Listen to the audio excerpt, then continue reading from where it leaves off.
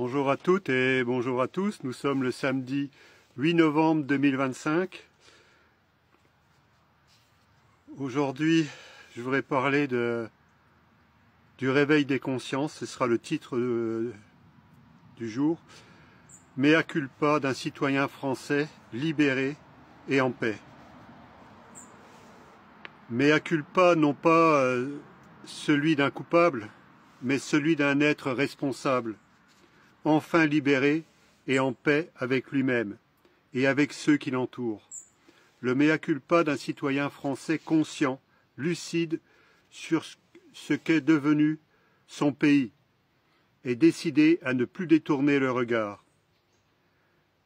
D'un président détesté et d'un peuple blessé. C'est de ça que je voudrais vous parler. Combien d'entre nous, à un moment donné, et peut-être encore aujourd'hui, on a eu envie de se débarrasser de cet être à la fois méprisant et méprisable, de ce président en place et de tout son système de corruption. Combien d'entre nous ont souhaité sa démission ou sa destitution, comme jamais dans l'histoire de la France, car ce président, volontairement ou non, a le don et surtout la volonté de se mettre à dos son propre peuple, de diviser, de provoquer, de mépriser, jusqu'à donner envie aux citoyens de ne plus s'exprimer dans les urnes, de ne plus croire au vote, ni à la parole donnée.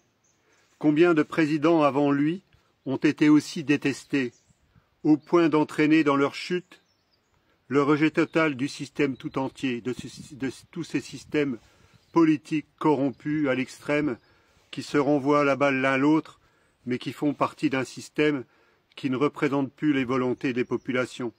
Quelle image d'équilibre peut-on donner d'un tel dirigeant? Aucune. Il renvoie l'image d'un être déséquilibré, qui prend un plaisir malsain à faire souffrir, à diriger ses propres institutions contre son peuple et à lui faire subir les pires injustices. D'un système qui se prétend au service de ses électeurs, il a fait un instrument de répression, de division, de suspicion et de haine. L'argent, la corruption et la manipulation. Sous son mandat, l'argent s'est encore plus lié à la corruption, au blanchiment et aux intérêts privés. Tout s'achète, tout se négocie. Les consciences se vendent à prix d'or, et les plus faibles, par lassitude peut-être, peur ou résignation, acceptent d'être corrompus pour un peu de sécurité, pour sauver leurs apparences ou simplement pour survivre. Ce président, comme nul autre avant lui, suscite un rejet légitime, profond, viscéral. Car ce n'est plus une opposition politique, c'est une rupture de confiance. Et quand la confiance disparaît, il ne reste plus rien à gouverner. Peut-on encore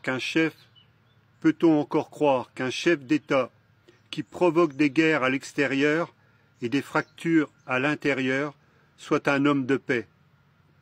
Peut-on encore croire qu'un tel président soit équilibré, bienveillant ou même simplement conscient de ses actes? Si ce ne l'est pas, alors comment a-t-il pu être élu?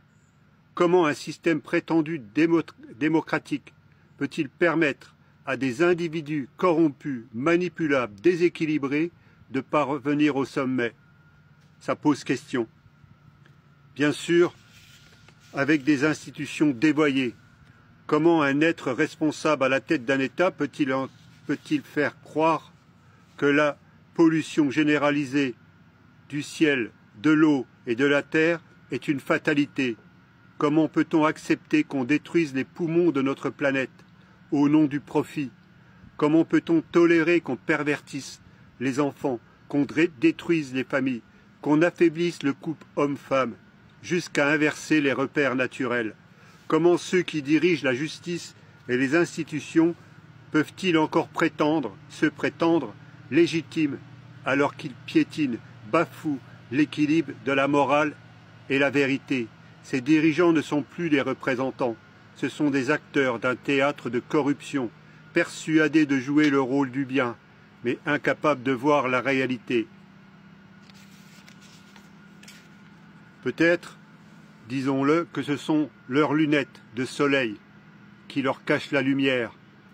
Mais si au contraire ils étaient pleinement lucides et persistaient malgré tout, alors la gravité serait extrême. Le théâtre politique, à l'Assemblée nationale comme au Sénat, ce ne sont plus des débats, ce sont des combats d'ego, des guerres d'intérêts personnels. La majorité accuse l'opposition, l'opposition accuse l'autre opposition. L'opposition accuse la majorité les uns contre les autres, ils s'insultent, se déchirent, comme s'ils défendaient des idéaux, alors qu'ils ne défendent que leur siège. Quels êtres pitoyables. Aujourd'hui, ces gens-là représentent pour nous, représenter. Ces grands acteurs politiques se prennent pour une élite, mais ils sont corrompus aux yeux de tous. Ils ont oublié le peuple, oublié la justice, oublié la décence. Pendant qu'ils jouent la comédie du pouvoir, les Français s'épuisent, se divisent et perdent confiance. Les électeurs n'attendent plus de promesses, ils attendent la vérité. Que dire des médias, le miroir brisé? Que dire des médias dans une société équilibrée et en paix? Les médias devraient être les poumons de la conscience collective, les gardiens de la vérité, les relais du réel. Mais aujourd'hui, ils déforment, dissimulent ou choisissent ce qu'ils montrent. Ils ne cherchent plus à informer, ils cherchent à conditionner. Ils donnent une image lissée, faussement paisible, faussement équilibrée. À l'international, ils montrent un président souriant, aimant, prétendument à l'écoute, jouant la carte de la bienveillance. Devant les caméras étrangères, quelle hypocrisie! Car dès que les projecteurs se détournent, le masque tombe, le même homme insulte, réprime et méprise son peuple. Il maltraite ceux qui l'ont élu, tout en se faisant passer pour une victime des colères qu'il a lui-même provoquées. Et ces médias, complices ou soumis, continuent d'entretenir la mascarade. Ils cachent l'injustice, banalisent la souffrance et travestissent la réalité. Mais la vérité, la vraie, ne passe plus par les ondes. Elle renaît dans les consciences, elle circule d'âme en âme, par les voies libres, par ceux qui n'ont plus rien à vendre, mais tout à dire. Les médias du futur ne seront plus des tours de verre, des phares, mais des phares humains, des consciences connectées, des canaux de vérité, des espaces d'écoute et de lumière. Alors, je fais le serment d'un citoyen éveillé. Alors oui, je fais mon mea culpa. Non pas pour condamner, mais pour comprendre. Non pas pour haïr, mais pour guérir. Je ne veux plus participer à un système corrompu par la peur. Je ne veux plus faire comme si de rien n'était. Et continuer mes activités dans l'indifférence, l'ignorance, comme si tout cela était normal. Quand beaucoup détournent le regard, j'ai préféré voir ce qui se passe, qui n'est pas normal. Quand beaucoup continuent leurs activités comme si de rien n'était, j'ai préféré agir, pour ne pas me dire plus tard si j'avais su, si j'avais pu. Aujourd'hui, j'ai décidé de passer à l'action, pour tous ceux qui me font confiance. J'ai décidé de bâtir les fondations d'un monde nouveau, d'une société multitête, multicompétences, équilibrée, à l'écoute, où chaque être retrouve sa place. C'est la fin de la représentativité du système au niveau des élections, pour aller vers une société sans domination, sans élection, sans mensonge et sans peur, car la vraie révolution n'est pas celle des armes, mais celle des âmes. Ce n'est plus aux armes, citoyens, c'est désormais à vos âmes, citoyens. Le vœu, si on peut faire un vœu, c'est le vœu des consciences libres. Et nous faisons aussi le vœu que ceux qui sont aujourd'hui les catalyseurs des populations sur les réseaux sociaux retrouvent à leur tour leur esprit de vérité et de paix. Plutôt que de se déchirer dans des insultes, dans des bagarres interminables, Où peut-on trouver la vérité au travers de tout ça? Qu'ils cessent de s'insulter, d'insulter ceux qui ne pensent pas comme eux, qu'ils cessent d'entretenir la division, pour guider leurs auditeurs non plus dans la colère mais dans l'union. Car beaucoup d'entre eux ont reçu des dons, et je ne parle pas des dons en argent, parce que certainement qu'ils en ont reçu aussi. Je parle du don d'être entendu, suivi, écouté. Alors justement, s'ils ont ce don, qu'ils en fassent une offrande en exemple, qu'ils comprennent que ce qui importe n'est pas le pouvoir, ni la réussite, ni l'argent, mais l'image vibratoire qu'ils transmettent au monde, une image bienveillante ou malveillante. C'est à eux de voir quelle image ils veulent donner. Car celui qui divise, même au nom de la vérité, devient peu à peu ce qu'il dénonçait, et celui qui éclaire, même sans bruit, révèle le chemin de l'alliance. Aujourd'hui, en ce samedi 8 novembre 2025, il est 1h11 du matin.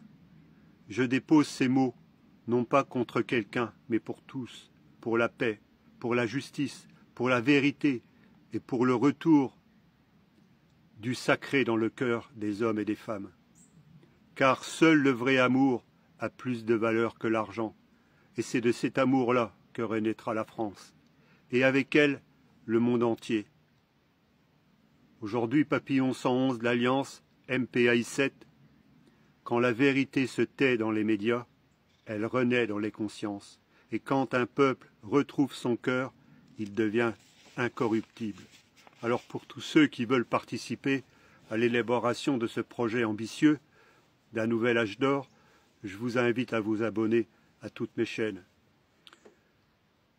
Que ce soit TikTok, YouTube, Papillon 111 l'Alliance. Je viens aussi de créer un compte Clapper, C-L-A-2-P-E-R, car apparemment je suis bloqué sur TikTok et YouTube au niveau des abonnés, puisque le nombre d'abonnés ne change plus. Alors que je vois des gens qui abonnent tous les jours, alors peut-être qu'ils suppriment des comptes, mais en tout cas c'est limité. Et aujourd'hui donc, je vous invite à vous abonner à la chaîne Papillon 111, l'Alliance, sur Clapper. Et surtout aussi, pour tous ceux qui veulent le faire, c'est d'adhérer au MPAI 7 en allant sur le site mpai7.fr. Nous sommes en train de relooker tout le site, c'est toujours pas à jour. Nous avons supprimé des choses dessus, mais tout sera supprimé et tout sera remis totalement à jour. Donc ceux qui veulent attendre pour adhérer, vous pouvez le faire.